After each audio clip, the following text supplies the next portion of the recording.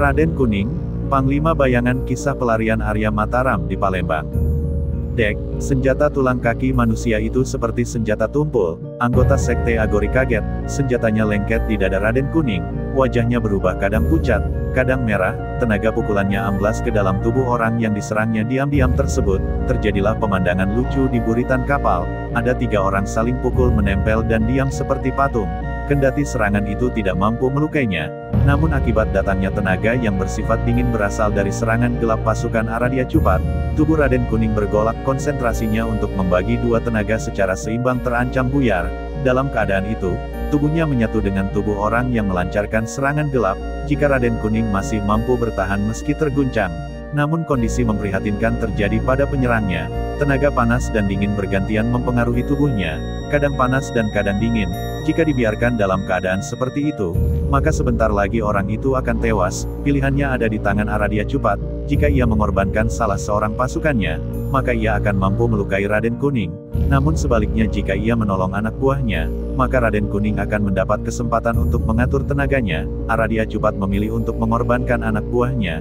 Tubuh yang tidak mengenakan baju itu akhirnya mati lemas. Tenaga panas dan dingin yang mampir di tubuhnya semakin lama semakin sedikit dan akhirnya kembali ke tubuh Raden Kuning dengan membawa serta seluruh tenaga dalamnya. Saat ini ada 3 jenis tenaga yang terdapat dalam tubuh Raden Kuning. Akibatnya, tubuh Raden Kuning kelebihan muatan, konsentrasinya menahan asap racun Aradia Cupat dengan menggunakan tenaga kawedar, buyar. Dalam keadaan terdesak, Raden Kuning menarik keris Kiai Layon dan menutupi wajahnya dengan keris sakti itu, meminjam tenaga pukulan lawan.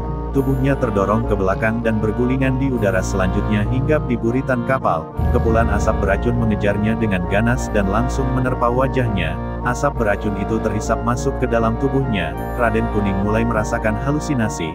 Dalam pandangannya, Aradia Cupat adalah Putri Wuwu yang cantik jelita.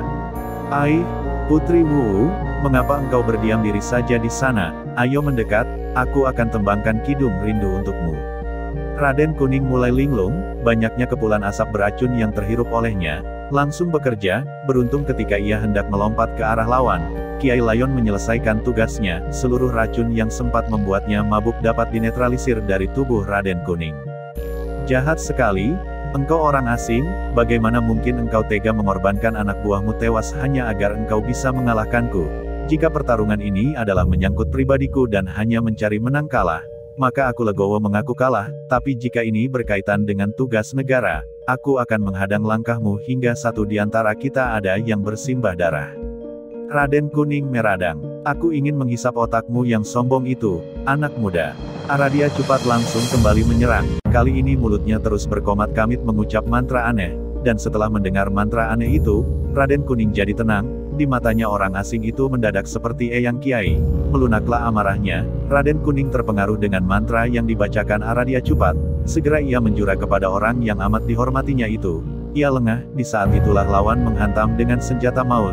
Angin bercuit kencang segera menyadarkannya. Namun saat itu senjata tengkorak kepala manusia hampir sampai di kepala. Raden Kuning segera menghindar dengan membanting tubuhnya ke kiri. Tak ayal bahu kanannya terkena senjata lawan. Tubuhnya langsung bergulingan jatuh ke geladak kapal. Raden Kuning kembali jadi bulan-bulanan lawannya. Matanya masih berkunang-kunang ketika ia melompat berdiri. Benar-benar tangguh lawannya kali ini. Banyak sekali gerakan orang aneh itu yang tidak dapat ditebaknya. Belum lagi sorot matanya seperti merampas semangat Raden Kuning.